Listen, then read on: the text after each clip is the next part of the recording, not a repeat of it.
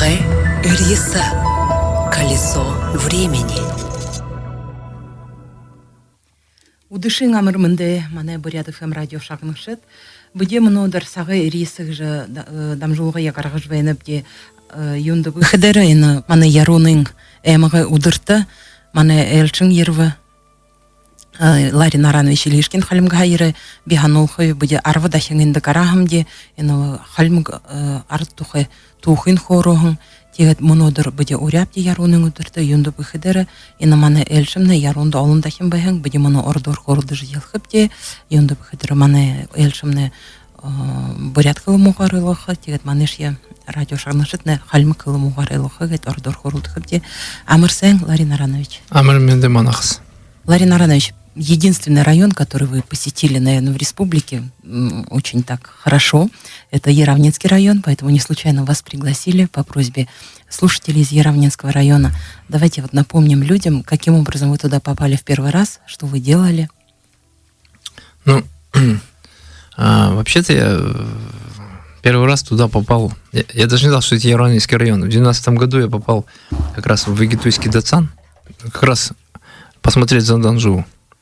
И тогда нас отвезли на машине, я даже не знал, что это за район. Потом по пути мы заехали, по-моему, Анинский Дацан, да, называется, там 16 километров от трассы. От Хоринска. Да. И второй раз я уже попал туда 2 года назад, когда узнал, что там появлялись калмыки в 60-м году, по-моему, в 61-м году. Я тогда еще сделал такую серию репортажей, написал о том, что там Ира в народе на калмыков, да, тогда очень многие удивились и читали эту серию моих статей. Я специально так сделал, немножко интригу такую создал, чтобы люди до конца прочитали все это, и многие даже в Калмыкии читали это все и спрашивали, да когда же он наконец закончится. Им тоже было интересно, что за калмыки там. А в конце оказалось, что это про калмыцкий скот, породу калмыцкого скота, который сюда завезли еще аж, по-моему, в начале 60-х годов. И очень интересно мне тогда рассказывали. Вот я туда поехал и попал как раз на Цагансар, Сагалган, именно вот опять в Вегетуйский Дацан, и встретил там вот наш праздник. И рано утром, я помню, почему я запомню это, во-первых, рядом с Занданжу встретил Цагансар. И во-вторых, утром было под -40. Вот это я хорошо запомнил. Вы ночевали там рядом с Вегетуйским Дацаном? Я же был в Яровне как раз, и поэтому поехал с местными вот утром рано, еще до рассвета мы поехали. Я когда вышел из машины, я вот тогда прочувствовал вот весь вот этот зимний холод бурятский. Но я ничего не жалею, потому что возле такой буддийской святыни, тем более кармическая связь, видимо, есть очень сильная, ведь она и к айратам отношение имеет, я думаю, мы об этом поговорим. Да. Именно поэтому в одной из своих передач, когда вы рассказывали об истории калмыков, вы там упомянули как раз о том, что Занданжу была вывезена из Пекина, из монастыря Сандансы, в котором служили именно айраты, да? Но мы, думаю, к этому вернемся чуть попозже. Давайте вот немного расскажем о самой этой великой святыне. Я хочу нашим слушателям сказать, что они могут нам в течение передачи задавать свои вопросы по телефону 588-300. На них ответит наш гость, калмыцкий известный блогер и в прошлом журналист Ларин Аранович Илишкин.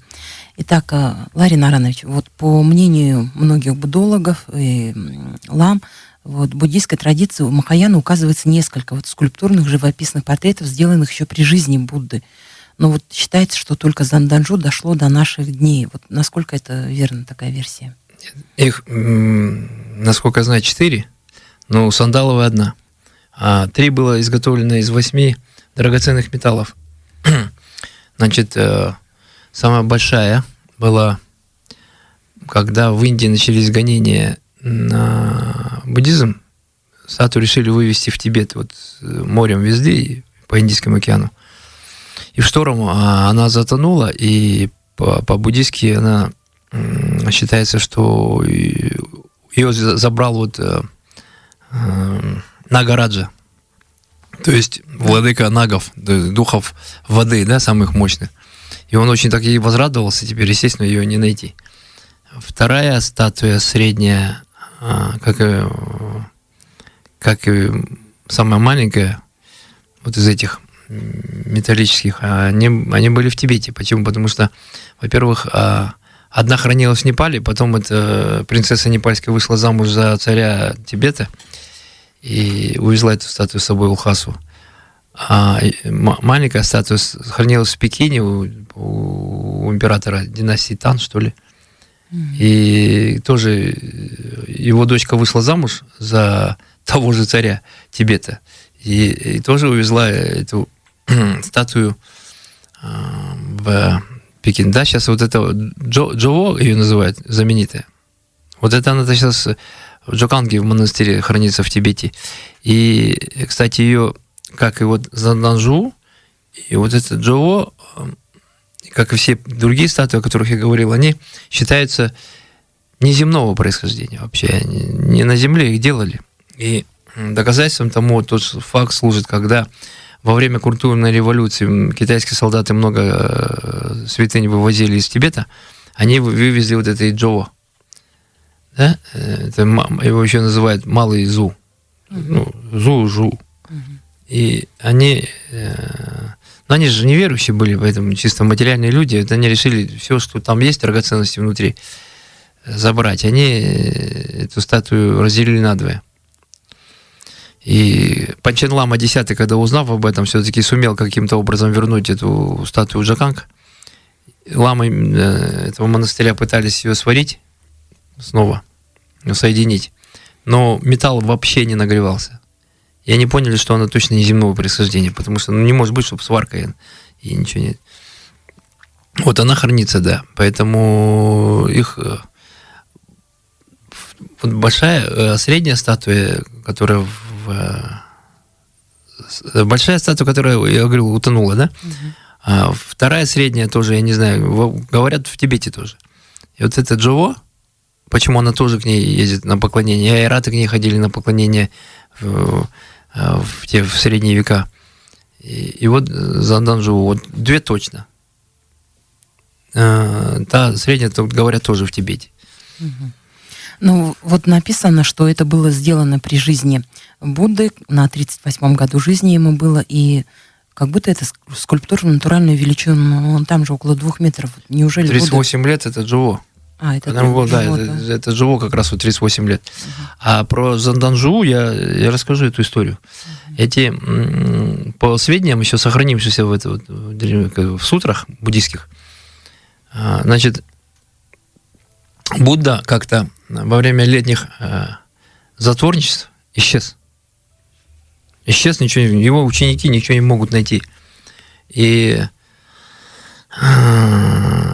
ученики обратились к ясновидящему Анудандха его, по-моему, звали, вот честно говорю, который посмотрел все миры сансары и нашел Будду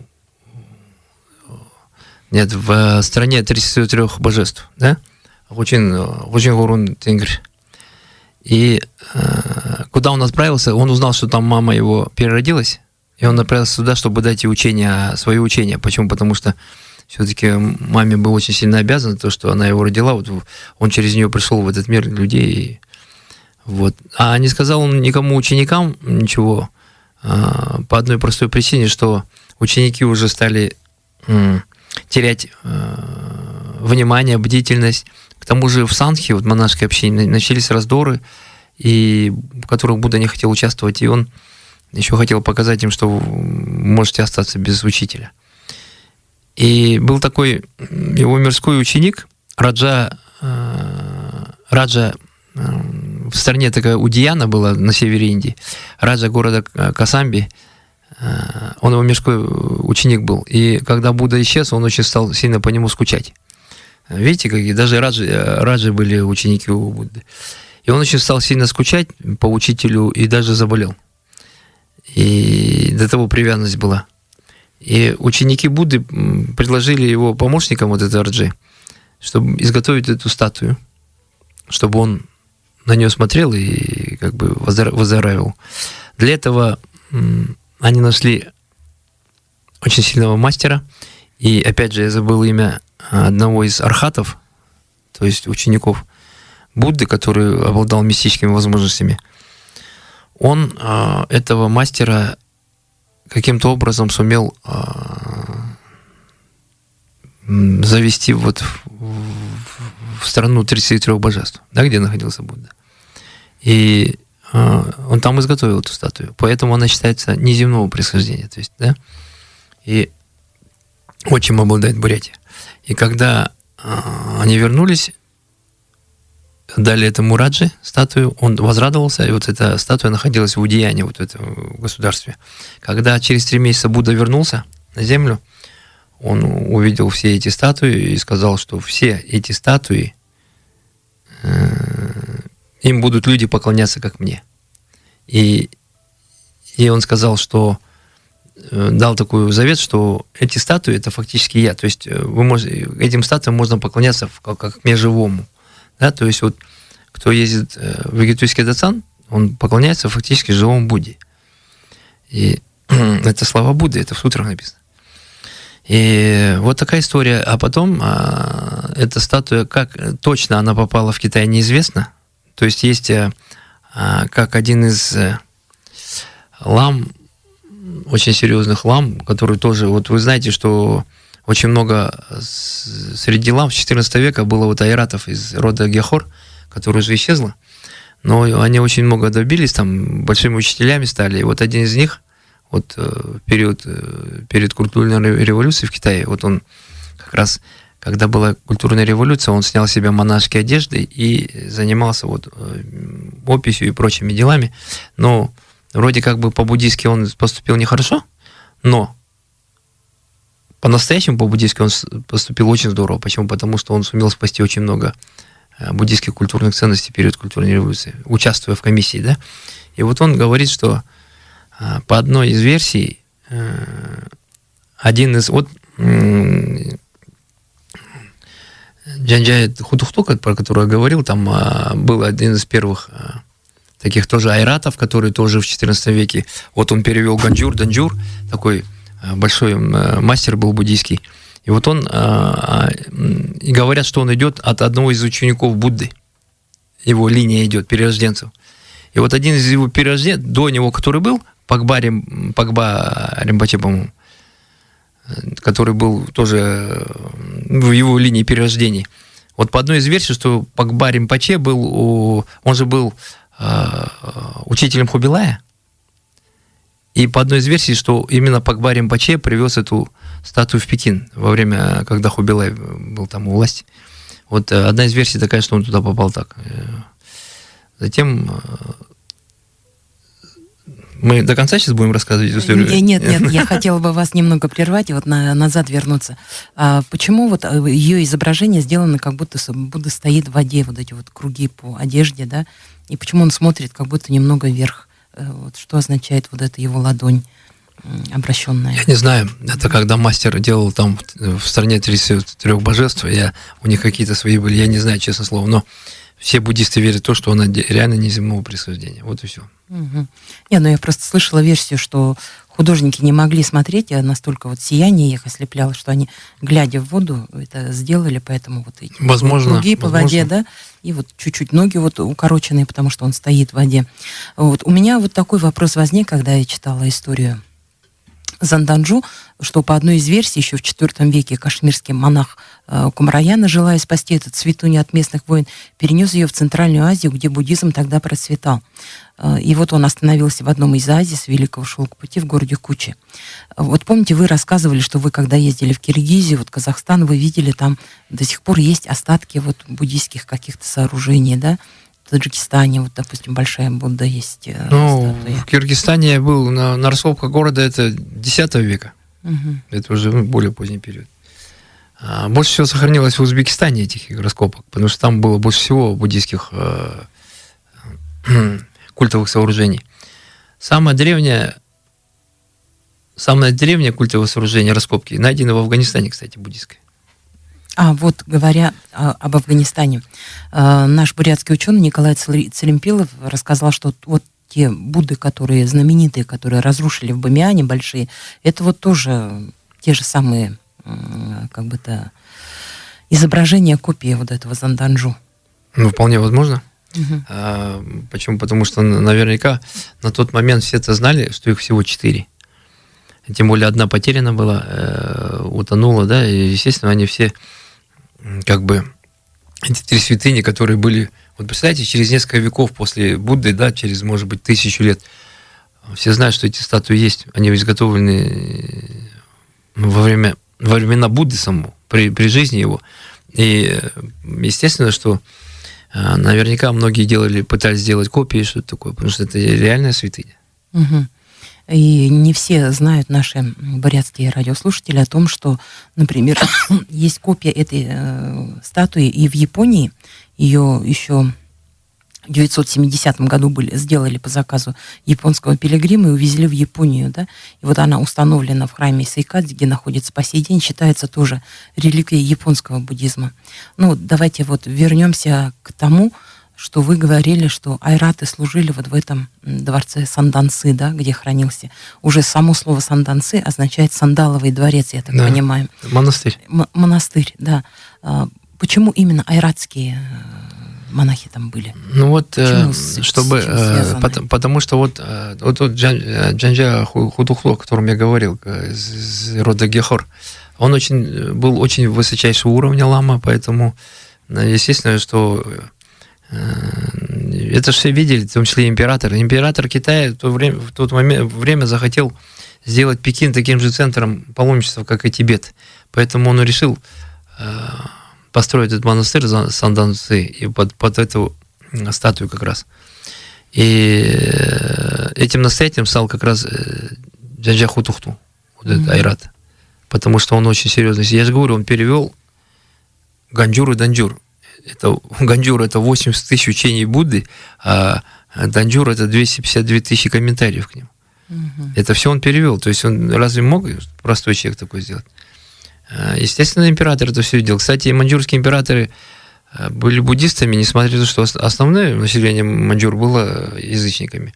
То есть элита понимала важность буддизма.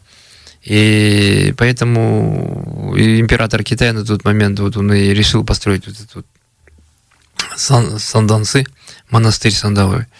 И так получилось, что Джанджа Худухту всех своих земляков, айратов туда вот. И так получилось, что традиционно, там, так всегда бывает, традиционно, допустим, в каком-то монастыре, если там стали айраты заведовать, так скажем, вот они и продолжали веками там, ну, потом их сменяли другие рода тургутские, там, племена, там, представители. Но традиция оставалась. Угу. Скажите, вот этот комплекс называли Санданцы, потому что там находился вот сандаловый Будда, или потому что сам монастырь был сделан из сандалового дерева? Нет, потому что, скорее всего, вот именно там святыня. Именно из-за святыни, да, поэтому под нее, наверное, скорее всего, и строил император. Почему? Я же говорю, он хотел сделать Пекин таким же паломническим центром, как и Тибет буддийским. Одними монастырями это не сделать. Там нужны были святыни. И вот это была святыня такая, что которую все пошли бы, да? И наверняка он тоже мудро поступил, поставив там айратский храм, чтобы монголоязычный мир мог туда тоже...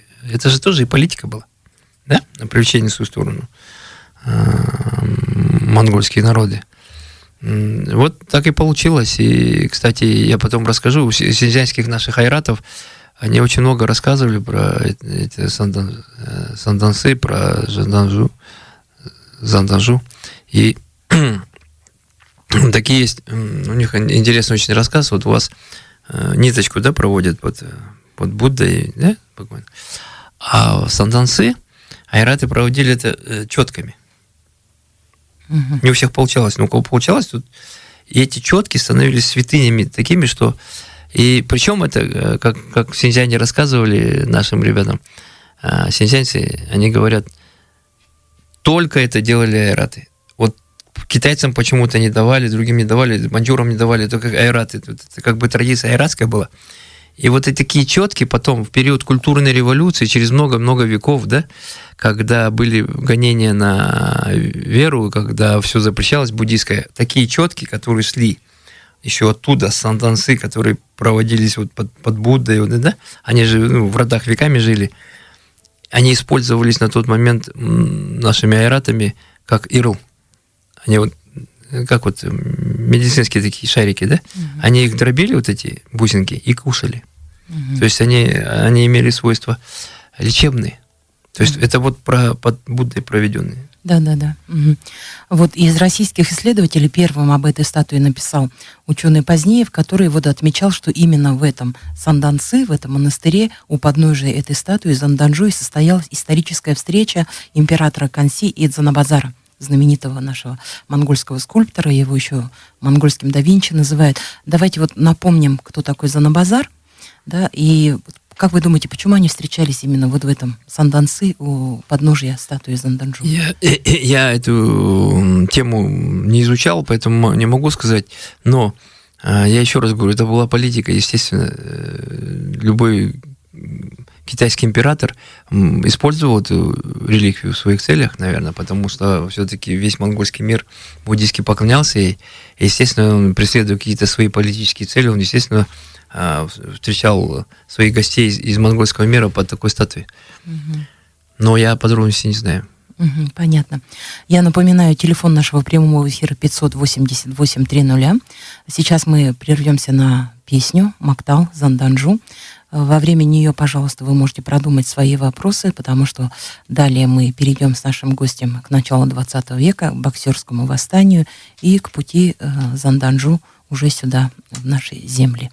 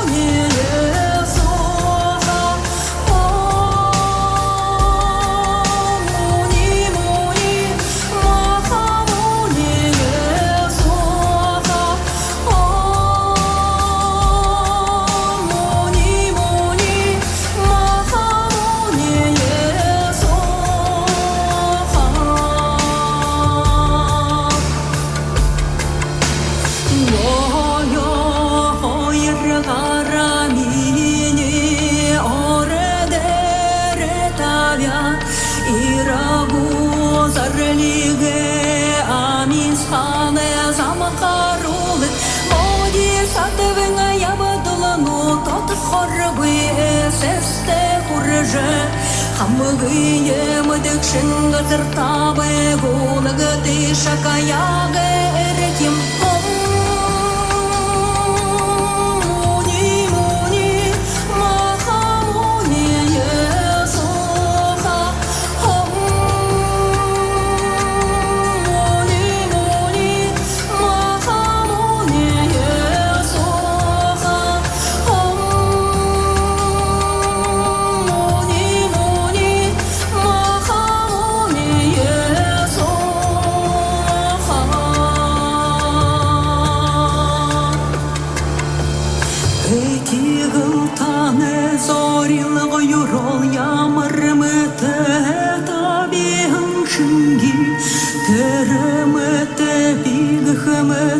Аметане жаргаланге хотала сугалана улзи хутаге намре борор бухягар дургынга дицалагы шакаяге эрхим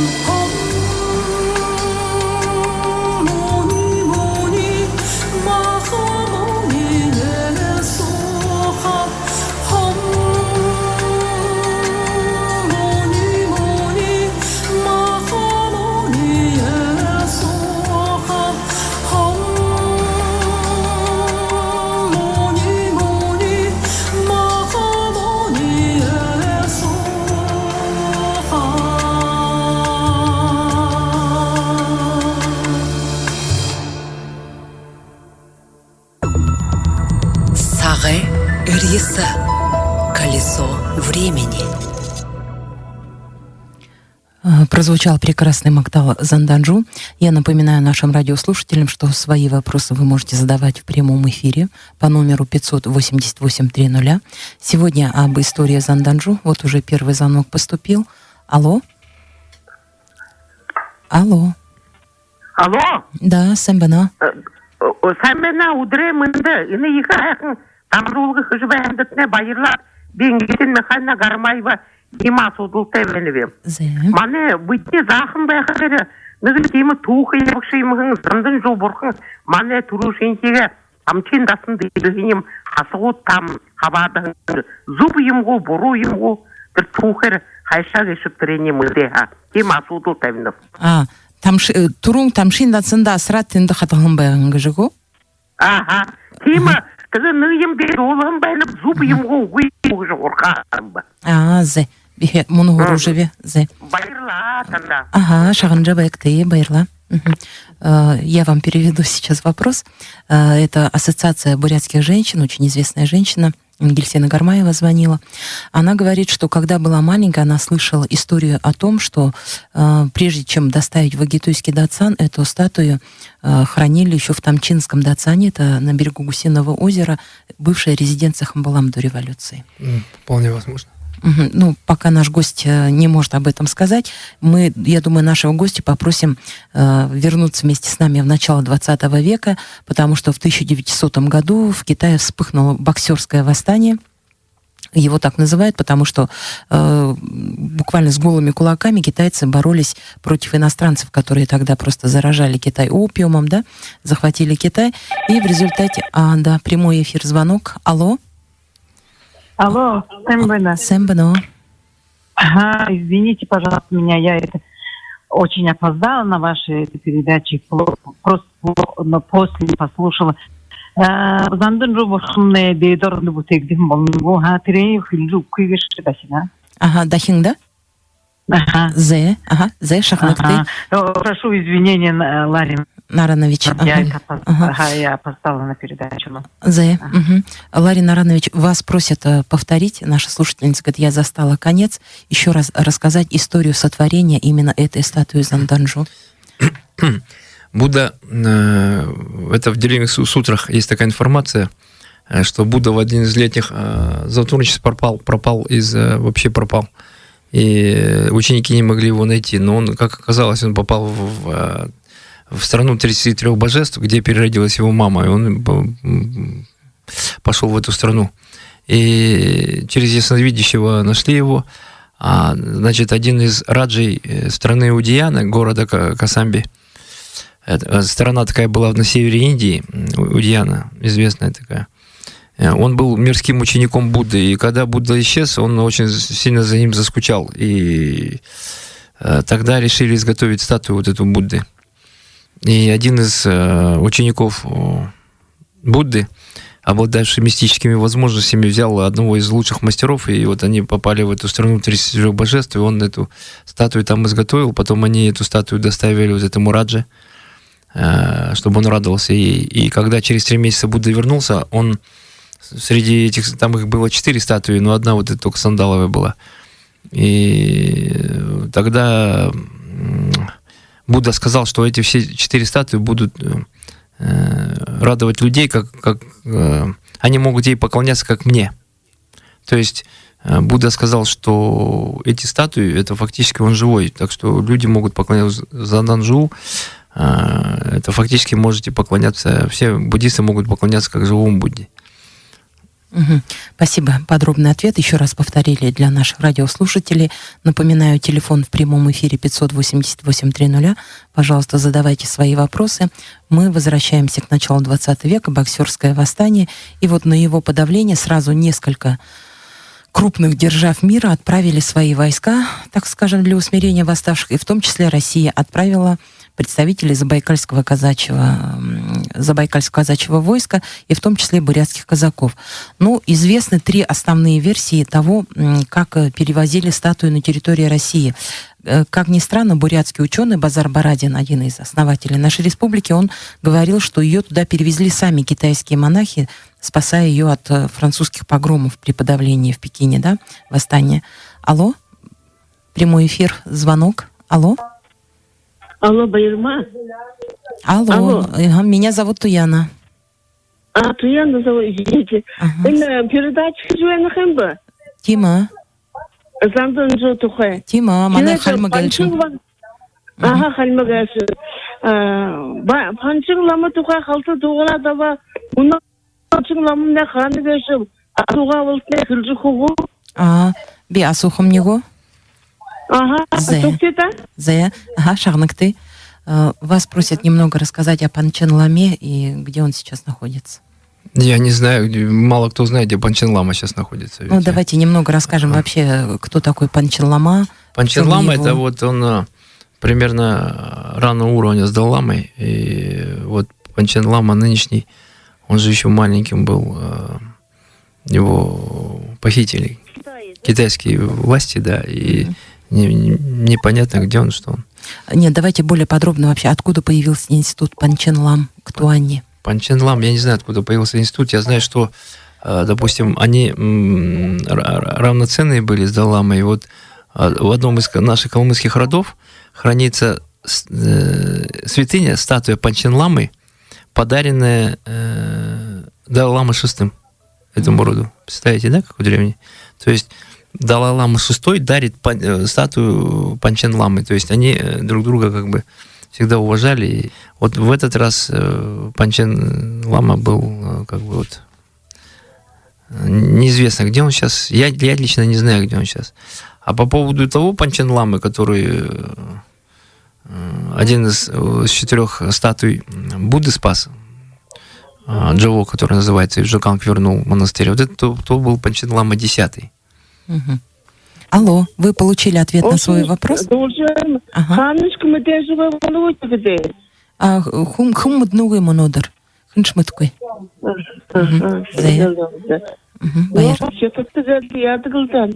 Ну ладно, же. Байрма, да.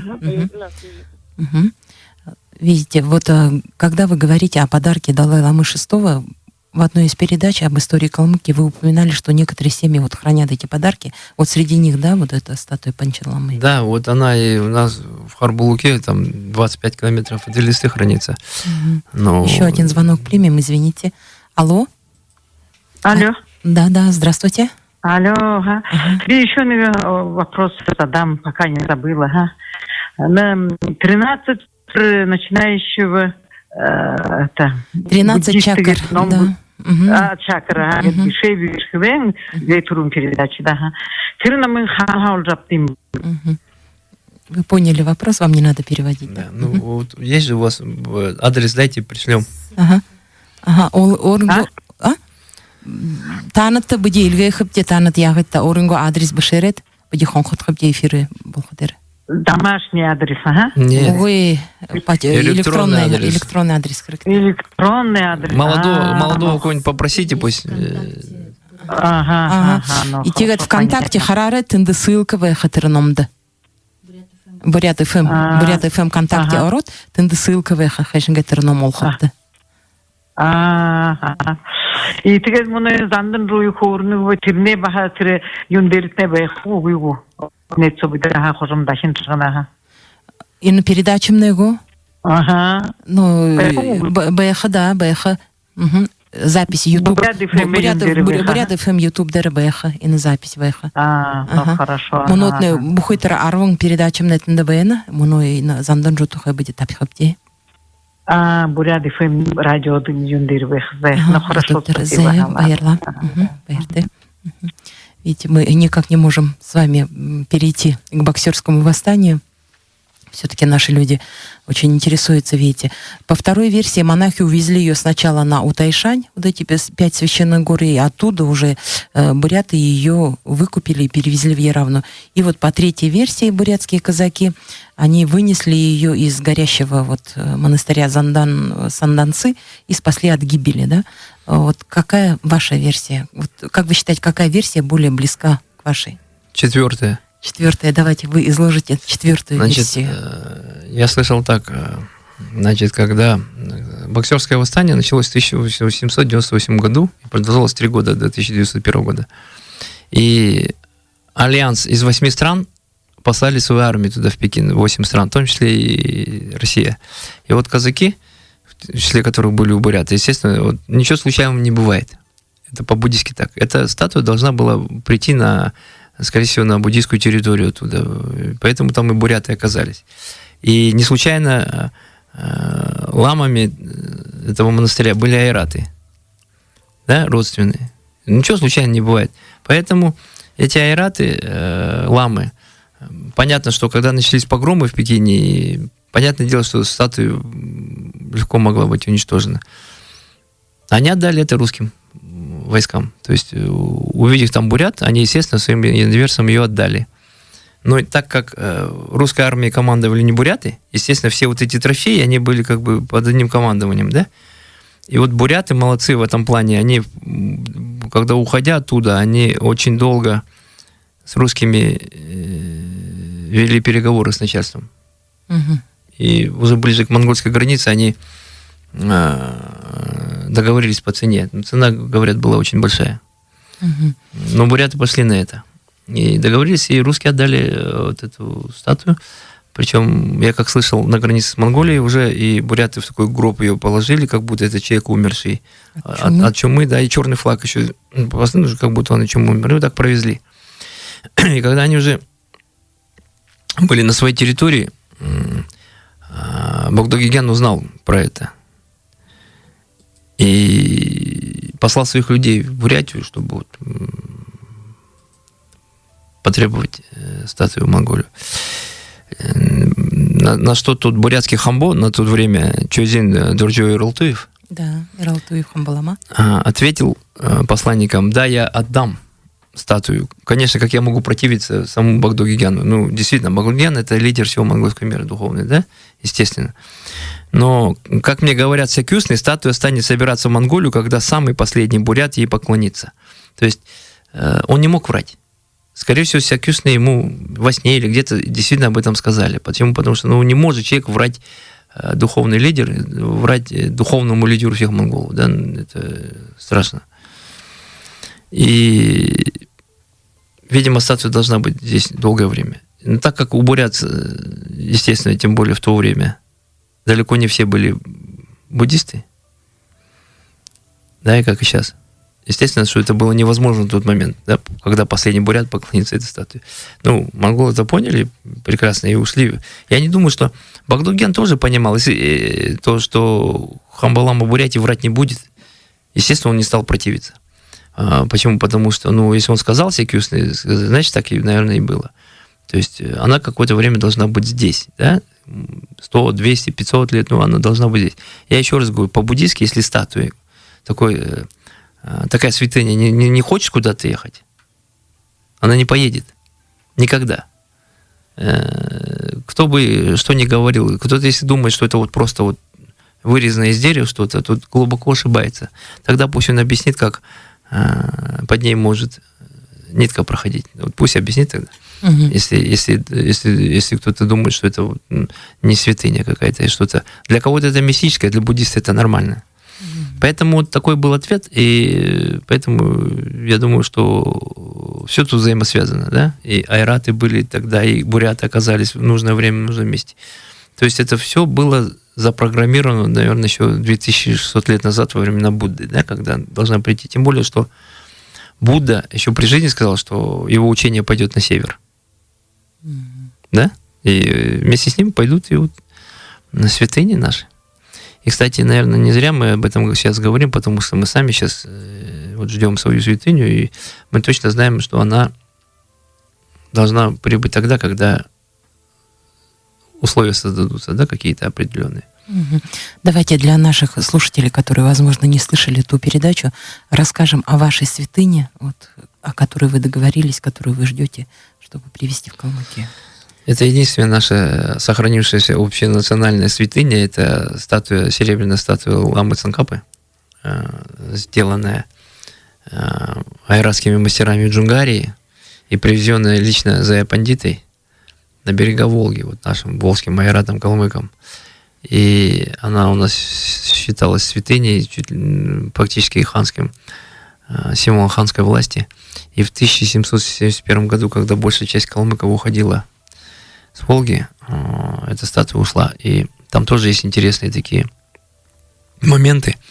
Статуя хранилась в Синьцзяне, вот у наших айратских лам. Но когда в 1910 году или 2011 году там начались боевые действия, эта статуя ламы погрузили на белого верблюда и пошли куда-то на северо-запад или куда-то в ту сторону. Возможно, даже, может быть, хотели обратно куда-то на Волгу. Но по пути верблюд постоянно куда-то хотел, норовил куда-то повернуть. Да? Но все равно они силой как-то шли. И по пути их нарвались на разбойников, то есть не буддистов. Но те все ограбили, но верблюда со статуей не тронули. Да? Видимо, тоже какие-то суеверные были. И ламы поняли, что надо идти вслед за верблюдом, потому что не верблюд это идет, а им вот эта святыня руководит. И верблюд через несколько дней привел их к монгольской границе. Так эта статуя оказалась в Монголии. Сначала она хранилась вот среди наших айратов в Западной Монголии, у тургудов Самон-Аймаки, в этом Хофт-Аймаки, с Булган-Самоне. И потом очень интересная история, я расскажу потом далее. Да, после телефонного звонка. Алло? Алло? Сэмбэно. Сэмбэно би байры байрлама. Байрла, ага. Танытманы. Прямой эфир чыганда байна. Сэмбэна маны байрлама. Би хальмыгалишинда мунухылхымго. Это звонит наш уважаемый Байырлама, Шерета нашего Деважиндуган на Верхней Березовке. Он земляк Эрденин Саржуламы, моего предка, который привез Занданжу. Я, слушаю историю, как Занданжу пришло. Да, действительно, все это так. Мастера звали Бикшу Гарма. Он Бикшу был атом. И он, да, действительно изготовил из сандалового дерева. Там была царь Нурьяна был, а царь Бимбасар. Это недалеко от горы Кор, Раджагриха, находится место Удаяна. И бамбуковая роща, вот я находился, вот Будды, где царь Бимбасар дал ему вот эту бамбуковую рощу. И, в общем, все правильно, да, идет. И то, что история, как привезли Занданжу и Гитуйский датсан, вот, во время, когда Будда Занданжу осветил, то вот эта статуя пойдет, где будет вода Будды, пойдет на север. И он сказал, что будут рождаться люди, которые будут его передвигать. И есть специальные сутры, которые, как она передвигалась, вот эта статуя Занданджу. И вот, да, действительно, она по последнему находилась в монастыре Санданчи до боксерского восстания, когда уже только началось, ламы вывезли его в Тайшань. И спрятали ее, я там в этом Тайшане был, и там встречался с ламами, они говорили, примерно где-то в этом месте хранили Занданджу. И Игитульского Дацана Эдыни Саржалама, он участвовал в строительстве Цокчиндогана и ездил часто в Пекин, и в Гумбу, Лавран, привозил вот эти все сутры и для строительства Дацана. И в это время он увидел статую, не то, что узнал уже, и выкупив статуи, и он привез статую Занданджу в Иранский район. В течение, не знаю, сколько, 2-3 лет земляки говорят, что он выкупал именно золотом, серебром. Люди Ирана собирали и выкупали эти статуи. Но выкупали эти статуи у этого монастыря. У этого монастыря. Да, и когда они пошли в сторону Бурятии, они бросили утку, что, как по версии Терентьева, говорят, что вывезли его казаки, это была как бы утка. Потом другая утка была через железную дорогу повезли, а Эдын Саржалама повез на телеге. Понятно. И с ним приехали двое лам с Утайшани. Их звали Тумыр и Шагдар. Вот они ночевали в Игитульском Дацане. Мне эти подробности рассказывали Ригзимир Днеев, который Ульгашин наш. Я когда дипломную работу писал в 99-2000 году. И вот я учил стариков, которые они до революции они служили в Игитульском Дацане. И когда статую Эдыни Саржалама привез, тогда действительно сели с Богдагена и Хамбой Куре попросили эту статую привезти в Тамчинский Дацан либо в Монголию. Тогда Эдыни Саржалама сказал, что это слова Эдыни Саржаламы. Он сказал, что статуя была выкуплена жиндаки, прохожанами Игитульского Дацана. И она, пока последние прохожане Игитульского Дацана не помоются, их статуи никто не вывезет, потому что у них был целый диспут. Говорят, что Ирдынович был хвораком в то время, и он постоянно заходили, по времени чай наливали. И у них был очень серьезный диспут, и после этого диспута статуя Занданджу осталась. Спасибо. В Игитульском Дацане.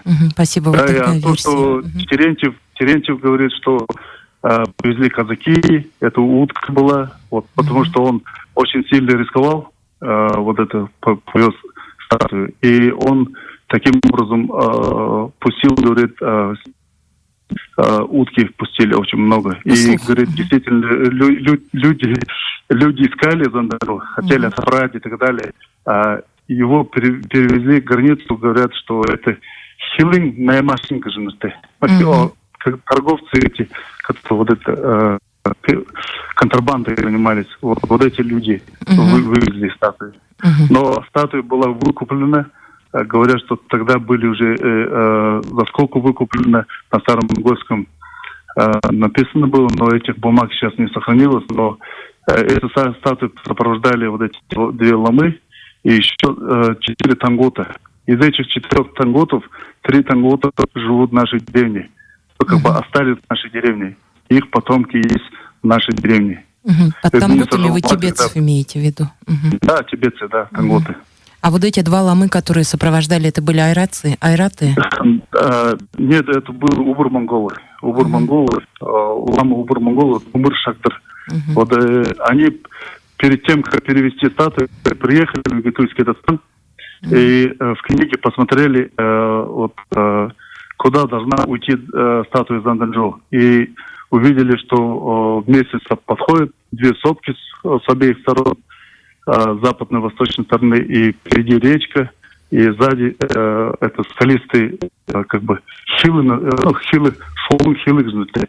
Вот, например, за Гитуйским Дацаном, если посмотрите, как торчит, если копать будете, она вниз очень глубоко ходит. Вот это называется хилы.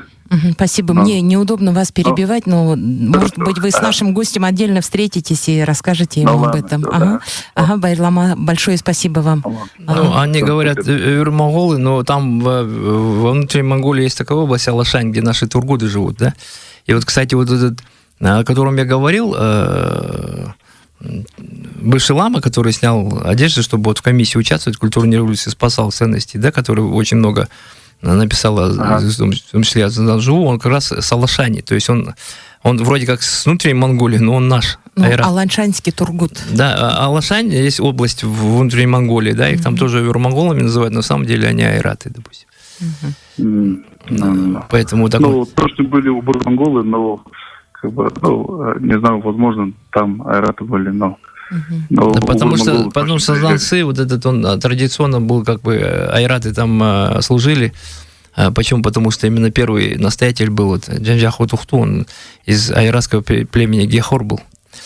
А потом они уже... Сандэнцзи это местность называется. Это Сандэнцзи это вот дали Занданжу, там написано местность Цзи.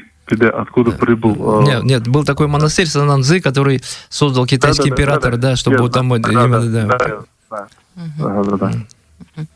Спасибо. Байрлама, большое спасибо.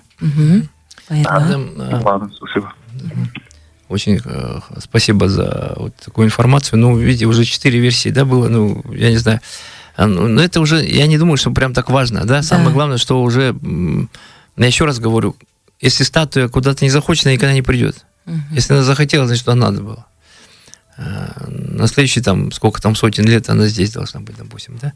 И если она должна быть в Игидуйском здании, значит, она должна быть там. И какие бы политики, хоть что делаете, да, хоть не получится. Потому что если она должна быть там, она должна быть там. А я вот закончу, наверное, про калмыцкую святыню. И вот эта статуя хранилась именно в Булган-Самоне, да, Хаудаймаке. И вот в 40-е годы, когда война была, и через Монголию американцы должны были поставлять Советскому Союзу какую-то помощь, ленд-лиз и прочее, должен был приехать вице-президент Соединенных Штатов в Монголию. А в Монголии тоже были все... Дацаны закрыты, ламы были репрессированы. Ну, что делать? Стало известно советской разведке, что вице-президент хочет посетить Гандан Текчелен. Наверное, и потом как бы это нехорошо бы вышло бы, да? Если там никого нету, да, пустой. А святынь-то нету уже. И вот, как мне рассказывали в Монголии, решили вот этот... Тургут Богдон его называют, мы называем Хальмы Богдон. Привезти. Буган Самона привезли в Гандан Текчелен, поставили, освободили каких-то лам, они там молебен устроили, там люди пришли, естественно, потому что люди, для них это было, в общем, как глоток воздуха, да, какого-то. И вот вице-президент действительно решил посетить, говорит, ваш центральный храм, говорит. Его привели, там служба идет, он остался доволен. И это, говорит, спасло потом при дележке мира, это сыграло важную роль в том плане, что мне этот рассказывал один монгольский тургут, айрат. Вот мы сидели, он рассказывал эту историю. И когда после войны делили, там что-то, говорю, Монголия, там сейчас надо Китаю отдать, что-то, да, это вице-президент Рузвельт тоже доложил, и Рузвельт сказал, что это самостоятельная страна, у них там религия своя, у них все там есть, вот, в принципе, да.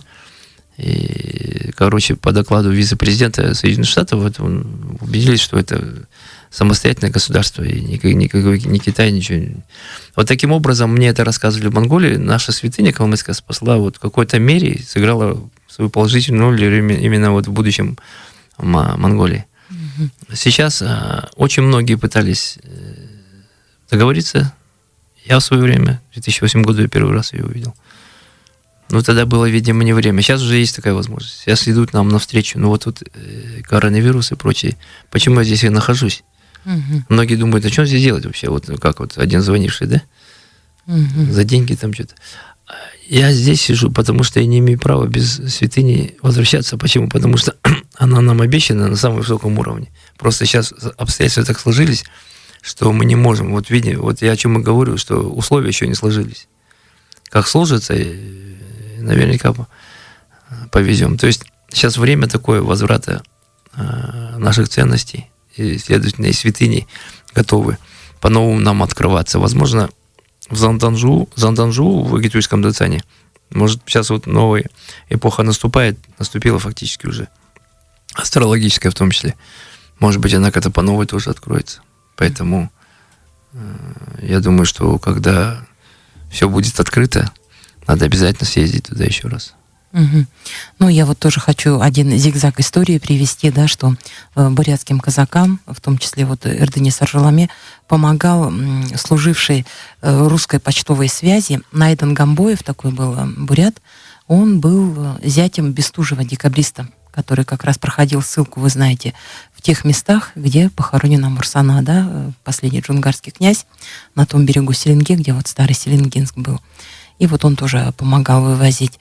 Ну, я думаю, дальнейшую историю вы уже знаете, что в январе 901 года статуя была установлена в Гетуйском Дацане. Кстати, ее, говорят, сам Дацан, говорят, строили сначала тайно от царского правительства. Вот, и поначалу считался это филиал Аннинского Дацана, в котором вы как раз и были. И в годы, когда разрушали вот эти вот храмы, в 1935 году учитель Жабон ночью на грузовике вывез эту статую в антирелигиозный музей, который вот в Актигитрийском соборе. И тоже вот вы сейчас приводили, да, пример ученого бывшего ламы, который стал потом. Он таким образом, благодаря тому, что статуя Занданжу попала в антирелигиозный музей, он ее и спас, в принципе. И говорили, что он по ночам ее вез, и местные жители оборачивали ее в несколько войлочных этих кошем, как ребенка. Вот поэтому в Синьцзяне среди наших айратов очень много Занданжу узнают. Почему? Потому что вот именно айраты имели непосредственное отношение, когда статуя находилась в Занданце. И вот я уже рассказал про четки, да, которые там, как Ирыл, использовали и ели во время культурной революции. То есть и среди айратов к ней очень трепетное отношение. Вообще это, я считаю, что это достояние всего монгольского мира. И когда Будда говорил, что он нападет на север, он имел в виду, что учение будет распространяться и среди монгольских народов в том числе. Если у Будды Кашьяпы есть, в сутрах написано, есть предсказание, что на берегах Каспия будет обитать кочевники, воины, мои последователи, но кто сейчас там обитает, кочевники, воины, калмыки, это еще Будда Кашьяпа, это был до Будды Шакьямуни. Значит, они все знали. Давайте вернемся к Яравнинскому району. Давайте вот вспомним ваше первое впечатление, когда вы заехали в Яравну, да, когда впервые увидели Гетуйский Дацан, потому что к нему подъезжаешь же сверху, и вот открывается вот эта долина с Гетуйским Дацаном. Ну, первый раз мы ехали летом, по-моему, в июне. Это было в 2012 году. Меня местные отвозили.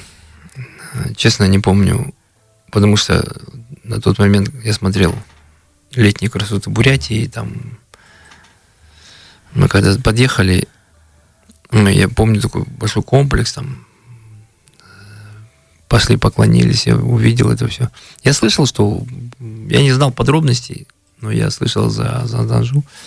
И потом, я помню, мы там пообедали где-то в столовой, там, я помню вот этот комплекс весь. И когда уже спустя 6 лет, я вот позапрошлом году был в Яравне, и получилось так, что как раз попадаю на Сагансар. Естественно, я воспользовался этим случаем и поехал с местными туда. То есть вы рано утром на службу? Рано утром мы поехали, да, ну как все вот. И я же говорил про холод, и уже по-другому смотрелся. То есть с каждым разом, когда больше информации получаешь, уже Занданжу по-другому как бы воспринимается, да, и я думаю, что сейчас вот он еще больше, еще как-то по-другому воспринимается, когда чем больше информации владеешь. И я думаю, что для многих людей, живя в таком месте, имея такую святыню, ну, я думаю, что это большое упущение, если хотя бы раз не съездить туда, да. Тем более, что от Улан-Удэ сколько, 300, да? Там, это же для Бурятии не расстояние, если для Калмыкии это небольшое расстояние, для Бурятии тем более. И, по-моему, там дорогу сделали, кстати? Дорогу делают, по-моему, мост там делают. Там асфальтировано уже было, нет? Нет, там асфальтировано никогда не было. Там с трассы сворачиваешь. Не, я знаю, там село, через село надо ехать. Я имею в виду от Улан-Удэ дорога. Ну, мы помним, мы по грейдеру ехали. Нет, ну там до границы Яравны, в принципе, есть дорога. Ну, да. Ну, там, видите, Яравна — это же вечная мерзлота, и там любая дорога, она потом оттаивает, и землю начинает пучить. И вот мы летом ехали, я помню, мы ехали на грейдере, нормально там доехали, а потом в Ванинский Дацан заехали, вообще супер место, 108 ступ. Я же как-то рассказывал в приватной беседе, когда мы обходили вот эти, или даже здесь я рассказывал, мы обходили 108 ступ, вот это вот комарье все поднималось из травы, да, тучи. Вот у нас было 4 человека, никого не укусило. Угу. Ну да, там долина 7 священных озер в Ванинском Дацане, бывшая столица хоринских тайшей. Именно они разрешили построить Игитуйский Дацан. И вот есть версия, что Занданжу именно специально увезли именно в такой самый дальний на тот момент северный Дацан. На тот момент это сейчас там есть Якутск, да, там Санкт-Петербургский Дацан позже возник. На тот момент это был самый дальний, далекий от российско-китайской на тот момент границы. Ларри Наранович, я не могу не спросить, наверное, от имени наших всех бурятских слушателей, когда вы про свою святыню рассказывали, вы не можете ее провести через Бурятию, чтобы наши тоже могли поклониться вашей святыне? Там очень жесткие условия. Там, скорее всего, прямой рейс будет на Москву.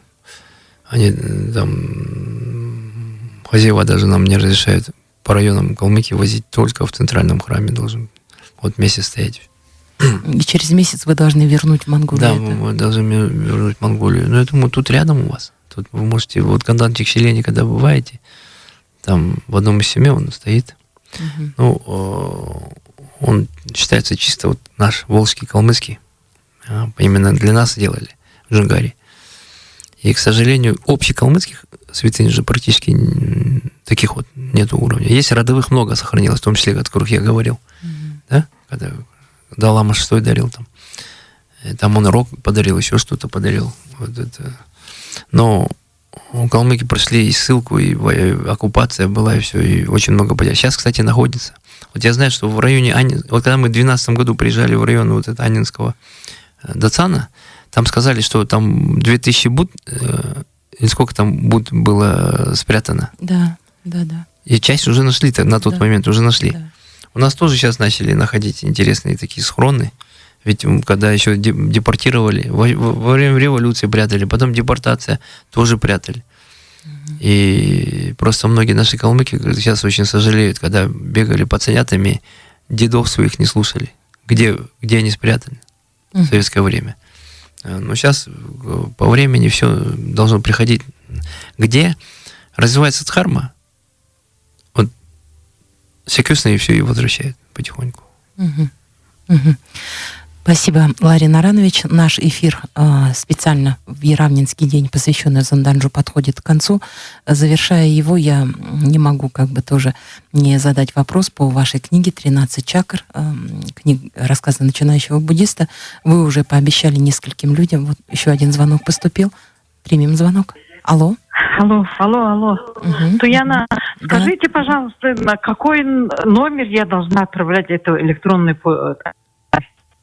На какой номер? На этот? На 588? Нет, на Viber. На Viber вы отправляете. На Viber. Я вам позже позвоню, хорошо? После эфира.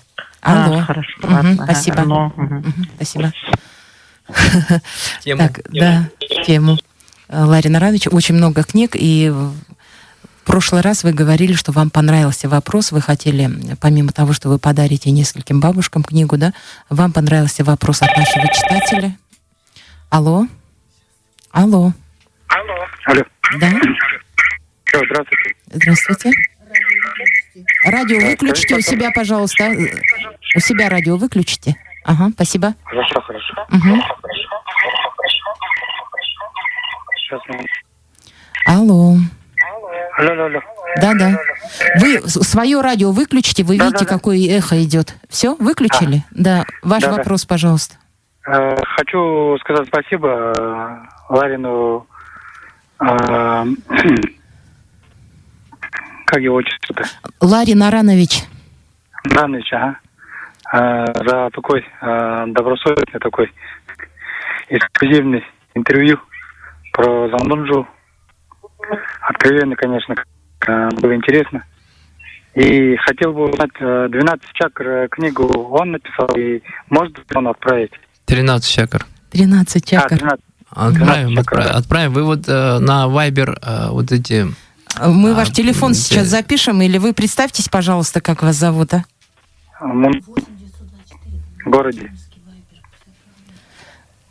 Алло. Да. Алло. Да. Мунко с города здесь. Мунко из города. Угу. Хорошо.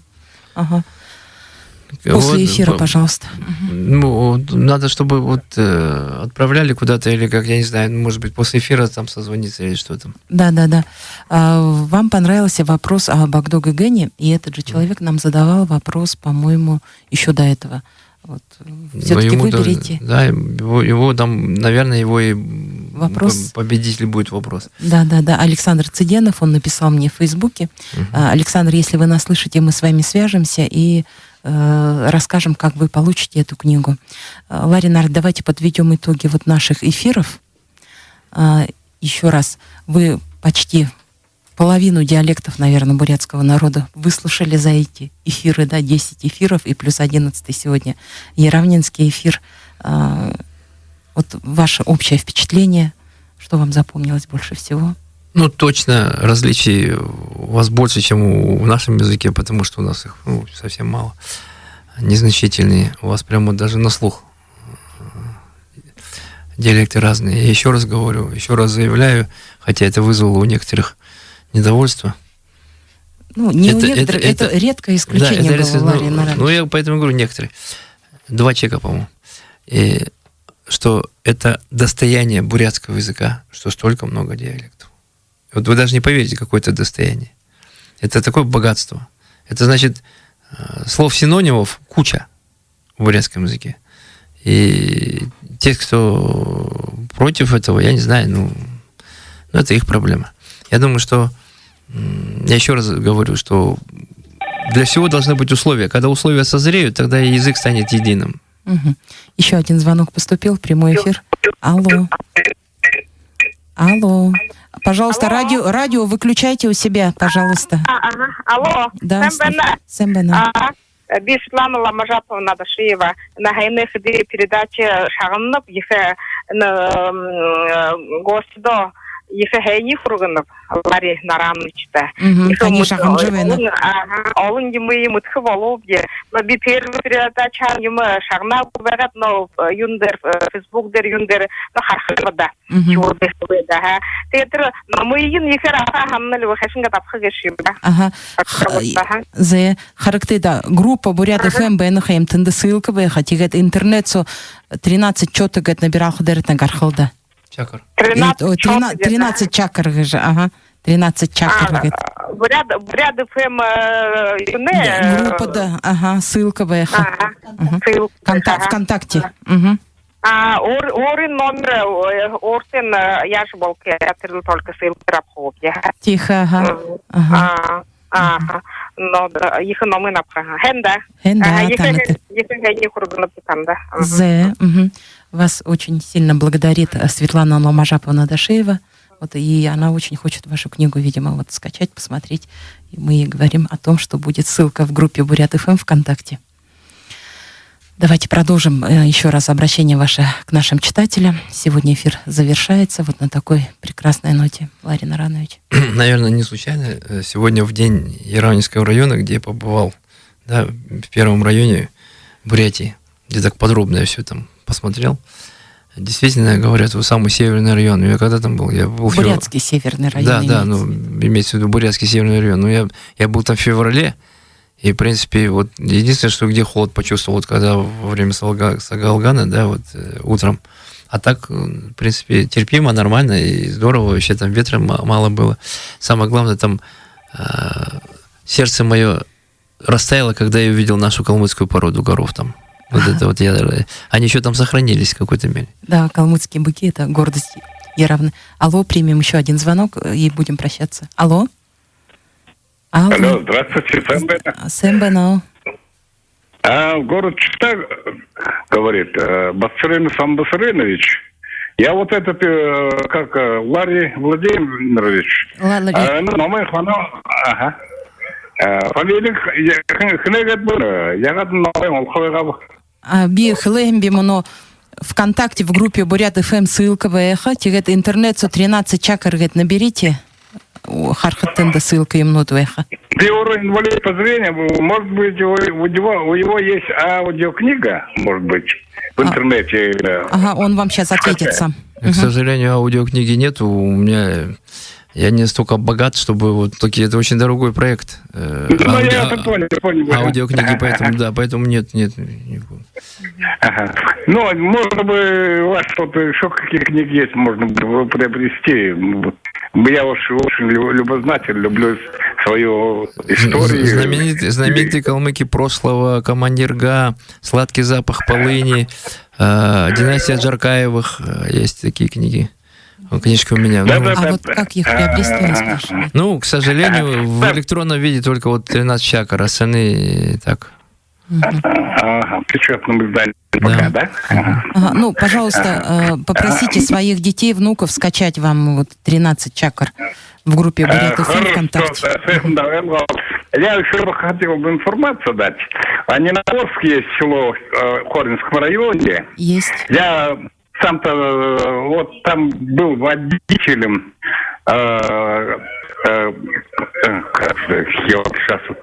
фамилия Марчульдеевка. Теперь перехунга басын бадны лучше водитель Вэхдыгдых. Понятно. Ну ладно, спасибо, очень интересно. Очень интересно. Байрла. Видите, это из города Читы вам дозвонились, Ларин Аранович. Молодцы. И вот по поводу Яравнинского района я хотел бы такую интересную такую вещь рассказать, пока есть время немножко, да? Мне там рассказал главный зоотехник, по-моему, рассказал такую историю. Когда этих нашу калмыцкую породу привезли, она очень агрессивная, кстати. Привезли, и стадо на карантин, да? И я, говорит, поехал проверить, и пастух сидит на дереве. То есть его корова, отелившаяся, загнала туда, потому что очень корова агрессивная у нас, и когда отел идет, они очень опасные становятся. К сожалению, мы не можем, видимо, уже звонок принять, потому что время подходит к концу. Да, я вот благодарен нашим радиослушателям за то, что так терпеливо нас выслушали. Я думаю, что и для меня большой опыт общения, и что-то о Калмыкии братский бурятский народ узнал. И большое спасибо ведущей, звукорежиссеру, директору радио, всем за предоставленную возможность. Я думаю, вот таким образом мы друг по другу больше будем узнавать и быстрее будем сближаться. Большое вам спасибо, Ларин Аранович, я уверена. Алло? Алло, я 3 дня назад, когда вступал, я там, но я хотел большое спасибо ему сказать. Ларину Арановичу. Да, мы Ларина Арановича благодарим. Да, я хотел у него сейчас спросить. Я, например, сам Белининского района, я монгольский хорошо знаю. Наш район, это Белининский район, Жизинский и Тяхнинский. 3 района, они монголы или как-то вот такое. Я хотел у Ларина Арановича спросить. У меня были знакомые, я когда по работе видел, я сейчас уже... Вы уже рассказывали об этом, да? У нас эфир, к сожалению, завершается, понимаете? Давайте потом. Я хотел у него спросить только. Он по-монгольски разговаривает, схоже, у меня знакомые были. Орчин сахи монголор мукар ердекмен.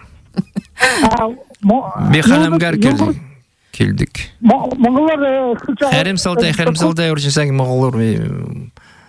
Он хорошо говорит на калмыцком, но не, по-монгольски не очень. Схоже, у меня друг был. Все, у нас прямой эфир завершается, к сожалению, я вынуждена вас прервать. Большое спасибо за звонок. Еще раз, Ларри Нараныч, я уверена, что вы не в последний раз у нас в гостях. Я думаю, что вы будете постоянно, приезжая в Бурятию, бывать у нас в эфире на радость бурятским слушателям. Байрла, байрта. Байрта.